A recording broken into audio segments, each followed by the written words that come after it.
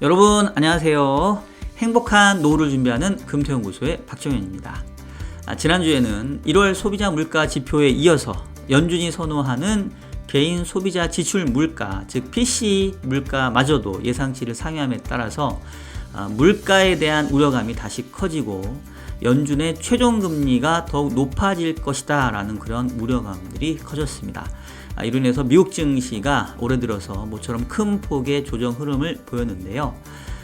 이 가운데 미국 내에서는 이 디스인플레이션에 대한 논쟁이 한층 치열해지고 있습니다.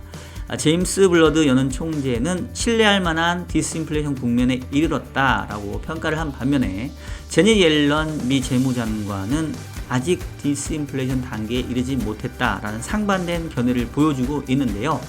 자, 오늘 영상에서는 이 미국의 디스인플레이션 어디까지 와 있는지 이에 대한 저의 판단과 향후 시장 전망까지도 살펴보도록 하겠습니다. 자, 그러면 일요일에 만나는 이슈 분석 지금 바로 시작하도록 하겠습니다.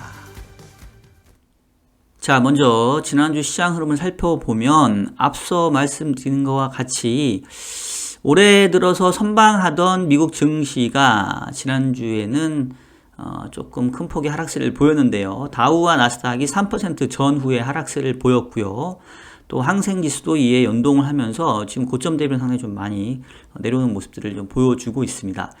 반면에 국내 시장은 다행히 조금 여전히 좀 견조한데요.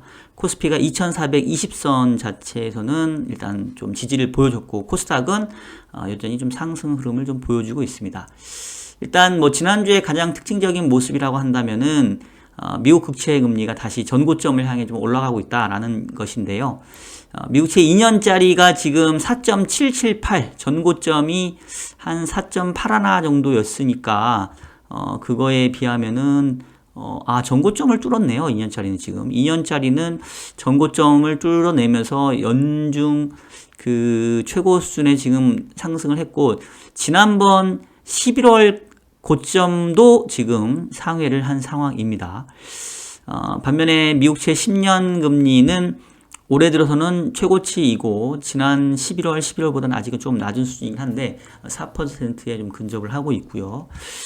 국내 같은 경우는 다행히 지난주에 이제 금통위가 있었는데 일단은 그 금리 인상 기조가 멈추면서 금리 동결이 이루어졌고 한국은행이 올해 성장률과 또 물가 상승률 전망치를 하향 조정함에 따라서 국내에서는 미 연준의 금리 인상 부담이 있긴 하지만 국내 자체적인 요인으로 봤을 때는 금리 인상을 하기에는 조금 부담스러운 이런 환경들을 보여줬습니다. 다만 금통위원 6분 중에 총재를 제외한 6분 중에 5명이 기준금리를 현재 3.5에서 3.75까지 가능성을 좀 열어놔야 된다. 이제 이런 얘기를 하셨고요. 또 총재께서도 이번 금리 동결을 하지만 금리 인상 사이클 끝난 거 아니다. 하반기에 가면서 물가가 안정될 걸로 우리가 예상하고 있는데 과연 그 예상된 흐름이 이어질 건지에 따라서 추가적인 금리 인상 여부가 있을 수도 있고 아닐 수도 있다. 이런 얘기를 했습니다. 결국은 미국이나 한국이나 향후 물가 흐름이 이제 중요한 상황이 다시 된 모습이고요. 지난주에 이제 그래서 발표된 게 바로 미국의 PC 물가인데 사실은 그 연준이 그 실질적으로 정책에 반영하는 물가는 이 코어 PC입니다. 미국의 근원 개인 소비자 지출 물가인데 이게 지금 조금 고점은 찍긴 찍었는데 이게 좀 확실하게 내려오는 모습을 보여주고 있지를 못해요. 그리고 지금 지난주에 발표된 그 물가의 경우에는 이전치 4.6보다 높은 4.7, 예측치는 4.3이었으니까 이보다는 훨씬 높은 수준이었고요. 그래서 약간 물가가 안정화되는 그런 모습을 보이다가 다시 전월보다 이 전년동월비 상승률이 올라가면서 이거 이렇게 되면은 다시 머리를 들고 상승하는 거 아니야? 라는 그런 우려감들 좀 높였고요. 이게 코어 CPI하고는 보면 확실히 좀 달라요. 코어 CPI는 그래도 좀 고점을 찍고 조금 의미 있게 내려오는 것 같은데 코어 PC는 좀 다시 올라가면서 좀 경계감을 높이고 있는 게 사실입니다. 연준이 선호하는 이 PC하고 그냥 CPI하고의 차이점은 제가 몇 번 말씀을 드리긴 했는데 일단 PC가 CPI보다는 그 바스켓 종목의 변경 주기가 조금 더 빠르기도 하고요.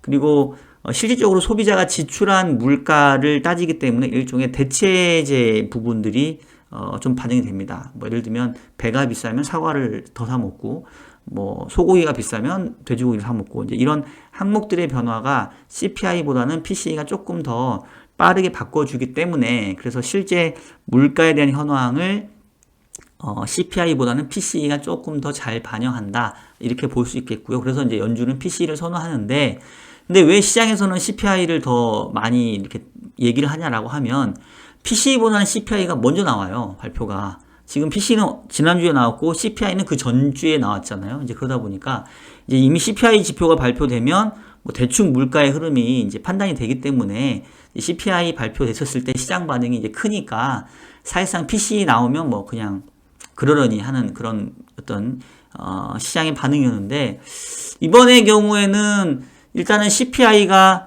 꺾이긴 꺾였지만 기울기가 좀 밋밋해지면서 이제 경계감을 좀 키운 상황이었고요. 또 전월비는 좀 높게 나왔고, 전년동월비도 예상보다 높게 나오면서 어라? 이게 물가가 떨어지는 듯 하다가 안 떨어지네?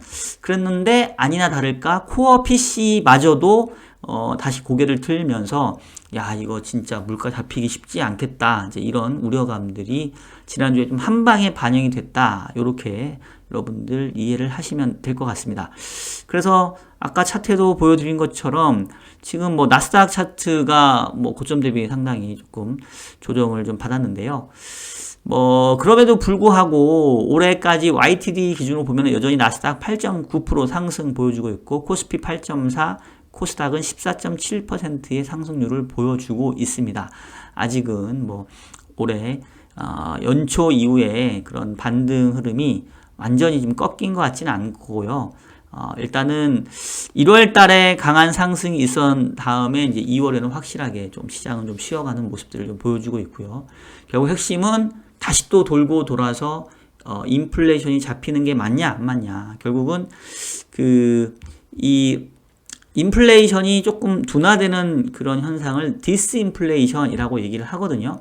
그러니까 물가가 상승하지만 그 상승률이 떨어지는 상황이고, 디플레이션은 이제 물가가 아예 하락하는 모습을 얘기하겠죠. 그래서 일단은 인플레이션이 디스인플레이션으로 바뀐 다음에 디스인플레이션이 상당 기간 진행이 돼서 연준의 물가 목표 수준에 이제 올 거냐, 이제 이 부분이 좀 중요한데, 일단은 파월 의장이 이 디스인플레이션에 대한 논쟁에 이제 불을 붙인 장 본인입니다.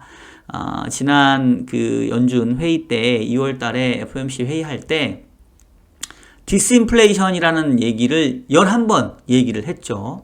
그러면서 얘기하는 게 최근에 디스인플레이션, 즉 인플레이션 상승률이 완화되는 과정이 시작되고 있는 것은 반가운 일이며, 노동시장 데이터 역시 지속적으로 강력한 모습을 보이고 있다, 뭐 이제 이런 얘기를 하면서 디스인플레이션에 이제 불씨를 붙이게 됐습니다. 그리고 사실은 뭐 지지난주에 미국의 CPI가 하락 기울기가 조금 밋밋해지기 전까지는 뭐 보시는 것처럼 작년 6월달 9.1을 고점으로 해서 6.5까지 빠르게 떨어졌기 때문에 정말로 이제 물가가 좀 잡히나 보다, 이제 그런 기대감들을 이제 키웠던 게 사실이고요. 근데 1월 CPI 발표되면서 어라 하면서 고개를 갸우뚱하게 됐고, PC를 보면서 야, 이거 디스인플레이 아닌 것 같은데, 이제 이런 우려감들이 이제 커지고 있다라고 보시면 되겠고요. 이제 미국 내에서도 이 디스인플레이션에 대한 논쟁이 지금 이제 불붙기 시작을 했습니다. 지금 이제 제롬 파월이 화두를 던졌고, 이에 대해서 지난주에 보니까 지금 현재 연준 내에서 가장 매파적인 스탠스를 취하고 있는 게 바로 이 제임스 블러드이거든요. 근데 상당히 요분 되게 재밌어요. 요분 좀 어떻게 보면은 미리 앞서서 미래를 좀 예측하고 있는 것 같기도 한데, 이분이 지금 연준은 지난 12월 FOMC에서 5에서 5.25까지 기준금리가 높아질 거다, 최종금리 수준을 찍었는데, 요분은 5.25에서 5.5, 그러니까 평균보다 높은 수준의 기준금리 최종 수준으로 찍었고요. 최근에 인터뷰에서도 보게 되면 빠르게 기준금리 상단을 5.5까지 올려야 된다라고 이렇게 강하게 주장하시는 매파적인 스탠스를 취하시는 분이에요. 근데 이분이 또 지난주에 어디 가가지고 어디 무슨 포럼에 갔나 컨퍼런스인가에 가가지고 컬럼비아 대학에서 열린 정부 정책의 신뢰성을 주제로 한 패널 토론에서 이런 얘기를 했네요. 그 디스인플레이션에는 신뢰할 수 있는 크레더블한 디스인플레이션과 신뢰할 수 없는 인크레더블한 디스인플레이션이 있는데 현재의 중앙은행은 과거의 중앙은행보다 더 많은 신뢰를 받고 있다. 그래서 상대적으로 연착륙을 달성할 수 있다. 그러면서 지금은 신뢰할 만한 인플레이션 국면에 조금 근접한 것 같다. 이렇게 좀 얘기를 했어요. 그러면서 지금 근거로 내세웠던 게 뭐였냐면 여기 보시는 게 그 인플레이션의 기대값이거든요. 그래서 보면은 2년 인플레이션, 뭐 5년 인플레이션, 5년 뒤 5년간의 인플레이션, 뭐 5year, 5year forward라고 하는 게 있는데 하여튼 어쨌든 간에 최근에 기대 인플레이션이 2%에 3% 이내로 좀 떨어졌어요. 그 작년 한 그 7월, 8월 이후에. 그러면서 현재의 기대 인플레이션이 코로나 팬데믹 이전 수준까지 회복을 했다. 그래서 요걸 보면서 크레더블한 신뢰할 만한 디스인플레이션 국면에 이제 근접했다. 이제 요런 지금 얘기를 하고 계시고요. 하지만 그럼에도 뭐 기준금리는 5.5까지 올려야 된다. 약간 조금 안 맞는 것 같긴 하지만 이제 요번의 스탠스는 연준이 그동안 금리 인상을 잘 해왔고 그래서 지금 속도로 한 기준금리 상단을 5.5까지 올린다면 인플레이션이 다 잡힐 것이다. 그리고 물가는 이미 이제 좀 잡히기 시작했다. 확실하게 잡으려면 5.5까지 가야 된다. 이제 이런 판단을 좀 하고 계신 거고요. 반면에 이 제닛 옐런 그동안 사실은 파월 의장과 좀 궤를 같이 했던 분이시고 작년 8월에는 심지어 파월 의장이 그 작년 8월 기준으로 재작년 8월이네요. 2021년 8월 달에 물가가 높게 올라가는 걸 보고 최근에 물가 상승은 일시적인 것 같습니다. 라고 이제 판단을 했었는데 사실 제닛 옐런도 맞장구를 쳐줬거든요. 그러니까 현직, 전직 연준 의장이 2021년도 8월에 미국의 물가가 5%를 넘어가던 그 당시에 파월 의장이 그러니까 요때입니다. 요때 2021년 7월 8월에 미국 물가가 5%대일 때 요 뒤에 튈지 모르고 최근 물가 상승 일시적인 것 같아요. 이제 그렇게 파월 의장이 얘기하니까 그 제닛 옐런 정도 맞습니다. 저도 그렇게 생각합니다. 라고 사실은 제대로 된 두 분이 헛발질을 이제 하신 거죠. 이제 그 뒤에 물가가 크게 치솟으면서 아주 체면을 구겼는데 이분이 이제 그래서 그때 이제 각성을 했는지 어쨌는지 파월 의장은 디스인플레이션에 대해서 2월 FOMC에서 11번씩이나 얘기를 했는데 요분은 또 1월 개인 소비자 지출 물가가 나온 거 이제 확인한 이유입니다. 이제 차이점은 요분은 PC 나온 거 보고 아직 디스인플레이션 단계가 아니다. 연준이 여전히 할 일이 많다. 뭐 또 이렇게 말을 쓱 이제 바꿔 버리시네요. 그래서 지금 현재로서는 최근에 물가에 대해서도 뭐 진짜 내노라 하는 이코노미스트죠. 이 제닛 옐런도 뭐 내노라 하는 이코노미스트고 이 제임스 블런도 마찬가지고 근데 한 명은 신뢰할 만한 디스인플레이션에 근접했다라고 하시고 또 한 분은 아직 거기에 이르지 못했다. 이제 이렇게 얘기를 하고 상당히 조금 엇갈리는 모습인데 다만 이제 두 분의 공통점은 어쨌든 연준이 아직 할 일이 남았다. 기준금리를 더 올려야 된다. 뭐 이런 얘기이고요. 이제 그로 인해서 지금 3월 22일 다음번 FOMC에서 25bp 인상 확률을 73%이고 나머지 27%는 50bp 올려야 된다는 확률이 확 높아져 버렸어요. 그 전까지는 50bp 인상 확률이 한 10%도 안 됐거든요.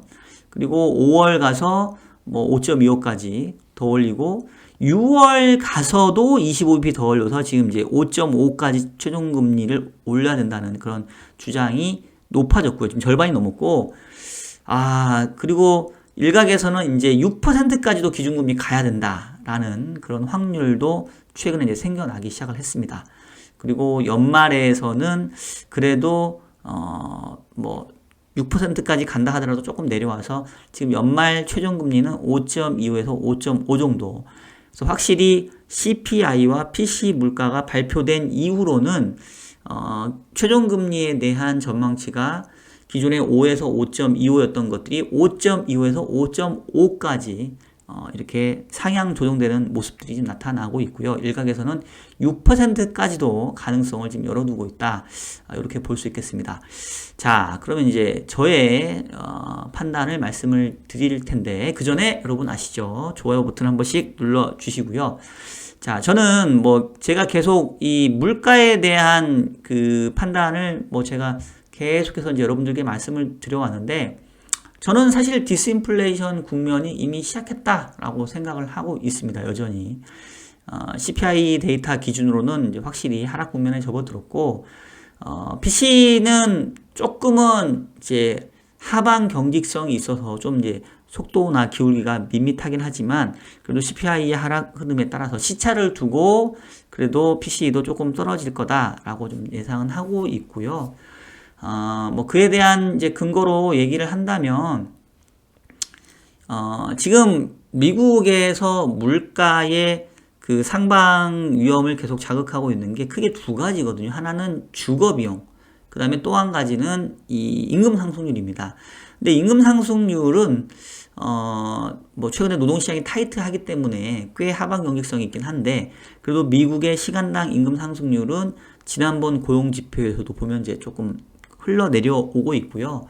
지금 미국이 고용시장이 좋은 게 약간 그 고임금 그 일자리하고 저임금 일자리가 조금 차별화되고 있어요. 고임금 일자리는 조금 줄면서 빅테크 기업 위주로는 감원이 이루어지고 있고 저임금 일자리, 그러니까 뭐 예를 들면은 뭐 단순 계산이라든가 서비스직이라든가 이런 쪽에서는 일자리가 여전히 부족한데 여기는 전체 임금 상승률을 이제 아예 끌어올릴 정도는 아니기 때문에 이제 그런 측면에서는 저는 시간을 두고 어쨌든 물가 상승률의 수준 자체는 좀 낮아질 거다. 즉 인플레이션이 조금 완화되는 디스인플레이션 국면으로 좀 진입을 했다라고 보고 있고요. 그리고 이제 다음 주에 우리가 또 봐야 될 지표 중에 이제 미국의 주택가격 지수가 나오게 되는데 여기 보시면 케이스 실러의 20대 도시 기준의 주택가격 지수의 상승률인데요. 보시는 것처럼 지금 가파르게 지금 하락해서 내려오고 있습니다. 지금 최근에 6.8까지 떨어졌는데 지금 다음 주에 발표될 12월 데이터는 지금 6.0까지 하락하는 거예요. 그래서 보시는 것처럼 이렇게 주택가격 상승률이 빠르게 떨어지고 있기 때문에 아직은 렌트비 상승률이 여전히 상승세를 보이고 있거든요. 근데 주택가격 상승률이 렌트비 상승률에 선행하기 때문에 뭐 이 흐름을 본다고 한다면 분명히 시차를 두고 물가는 떨어질 거다. 뭐 지난주에 제가 보여드렸던 거 다시 한번 볼까요? 지난주 게 없네. 네. 하여튼 그래서 기본적으로 저는 뭐 디스인플레이션에 대한 논쟁이 치열해지고 있으나 차츰 시간을 두고 가면 그래도 물가 상승률이 좀 완화되고 있구나라는 쪽에 조금 힘을 실어주지 않을까라는 생각이 들고요. 다만 기준금리 수준에 있어서는 저도 5.25에서 5.5 정도를 상정하고 시장에 접근하는 게 맞는 것 같아요.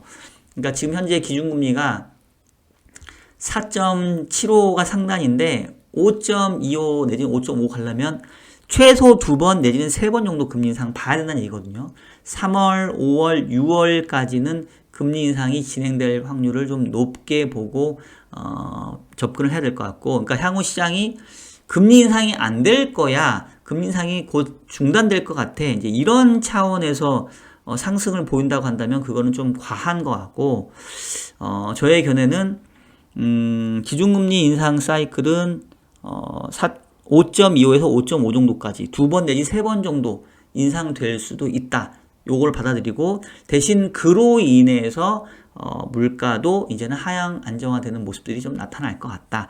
이제 이렇게 접근하는 게 맞는 것 같고요. 그렇다고 한다면은 지금 이제 시장에서는 일단 다음 달에 미국의 이 소비자 물가 지표가 발표될 때까지는 혼조세 내지는 약간의 조금 숨고르는 조정 흐름이 좀 이어질 수 있습니다. 지금 다음번 2월 물가가 발표되는 시기가 3월 14일이거든요. 3월 14일까지는 지금 오늘 26일이니까 한 몇 주 남았죠. 그러면 2주, 3주 정도의 시간이 있잖아요.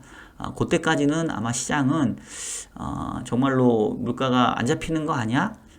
내지는 아닌데 그래도 좀 고점은 본 것 같은데 이제 이런 논쟁이 좀 이렇게 생기는 시기라고 보기 때문에 아마도 시장이 뚜렷한 어떤 방향성을 보이지 못하고 그냥 조금 위아래로 박스권 내에서 움직이는 것 같고요. 최근의 흐름으로 봤었을 때는 1월 달에 가파르게 상승했기 때문에 2월하고 3월 초중순까지는 조금 조정되는 흐름들은 좀 나타날 수 있다. 그렇지만 전저점을 다시 볼 거다라고 보지는 않습니다. 일단은 전저점은 지켜지는 사원에서 어느 정도 하단이 좀 높아지는 그런 국면으로 보고 있고요. 3월 중순에 이제 정말로 진검승부죠. 저도 거기에 이제 많은 것을 좀 걸고 있는데 3월 중순에 발표되는 이제 2월 소비자 물가 지표가 다시 하락세를 재개한다고 한다면 의미 있게 하락세를 보인다고 한다면 시장은 다시 3월 중순 이후로는 다시 좀 재반등하는 모습들을 보이지 않겠냐라는 생각이 들고요. 뭐 국내 시장 같은 경우는 상대적으로 견조한 모습을 보이고 있는 게 요즘에 이제 약간 종목 장세로 좀 넘어가고 있거든요. 특히 국내에서는 지금 코스피보다는 코스닥 시장이 좀 견조한데 뭐 최근에 챗 GPT 관련된 뭐 반도체나 로봇 AI 관련된 종목들 그리고 뭐 게임 관련된 종목들 또 바이오 섹터들 이런 것들이 좀 이제 그동안 너무 소외됐던 것들이 좀 올라오고 있기 때문에 뭐 그런 차원에서는 종목별로 올라올 수 있는 종목들은 또 있는 것 같아요. 그래서 시장 자체를 1월 달에 상승했던 부분들이 아예 다 이제 도루묵이 되고 다시 전저점 수준으로 내려간다라는 정도로 저는 보고 있지 않기 때문에 요번에 지금 2월과 3월 중순까지 조금 조정을 받는 국면에서는 적어도 상반기 중에는 좀 위험자산 비중을 높이는 기회로 삼는 게 좋지 않겠냐라는 생각이 좀 들고요. 기본적으로 저는 이제 계속 상고하저의 흐름을 좀 보고 있습니다. 상반기에 적어도 물가 흐름이 좀 안정화되는 이런 모습일 때는 실질적으로 연준의 긴축보다는 물가 흐름을 보아가면서 시장은 좀 반응할 것 같고 어쨌든 간에 상반기에 연준의 금리 인상이 이제 중단되게 되면 그때 한번 시장은 조금 반등을 크게 줄 수 있을 것 같아요. 이제 그랬다가 하반기에 가서 물가가 안정화되지 못하고 다시 올라오는 게 보이기 시작하면 이제 그때 가서 좀 두드러 맞는. 그래서 일단은 저는 아직까지는 상반기에 위험자산을 조금 좋게 보고 있다. 이 말씀 다시 한번 좀 거듭 드리겠고요. 진검승부는 3월 중순입니다, 여러분. 그때까지 한번 잘 지켜봐 주시길 바라겠고요. 채권 관련해서는 최근에 조금 그 고점을 높이고 있죠. 그래서 제가 한때 국채 금리는 메리트가 없다. 이미 기준금리보다 좀 다 떨어져 버렸고 다시 좀 반등하기를 좀 기다렸나 말씀드렸는데 좀 다행히 조금 올라오고 있습니다. 그래서 일단 상반기는 뭐 그래도 채권보다는 오히려 주식, 채권 내에서는 회사채 위주의 투자가 괜찮을 것 같고요. 제가 이제 지난주에 뭐 채권 투자 관련해서 모처에서 강의를 했었는데 뭐 그때도 말씀드렸던 게 지금은 개인 투자자 입장에서는 이 금리 하락에 배팅하는 장기채보다는 캐리 메리트, 고금리에 대한 이자 수익을 목표로 하는 회사채 위주의 투자가 더 적합하다라는 좀 말씀을 좀 드렸고요.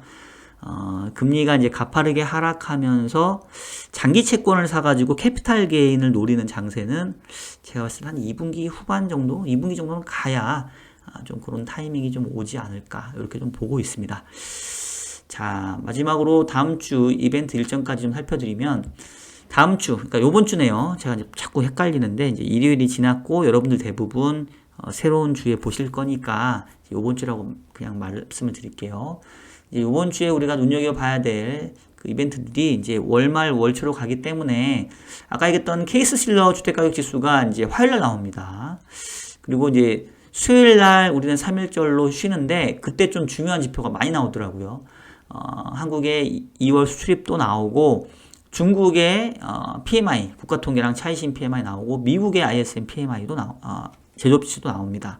그리고 2일날 22 의사록 있고 한국은 광공업 생산 지표가 발표가 되고요.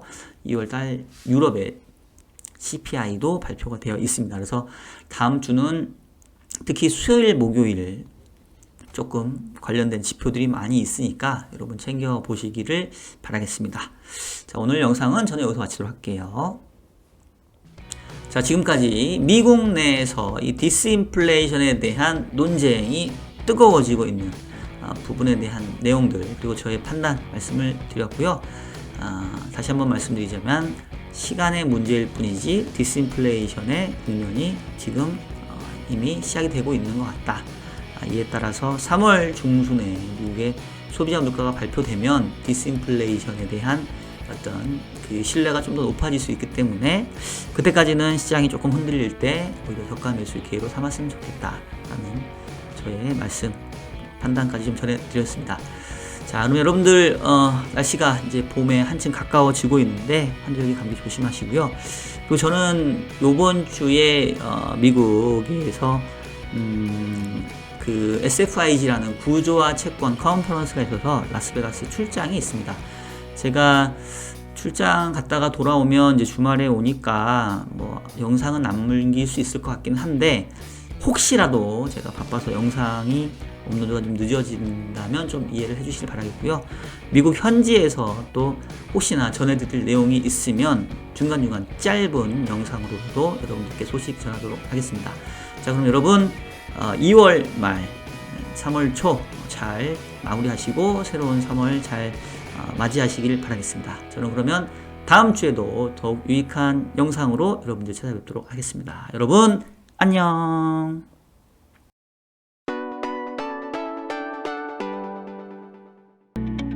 저희 평택우리병원은 환자분들의 신뢰를 바탕으로 꼭 필요한 치료를 하는 체계화된 시스템을 운영하겠습니다.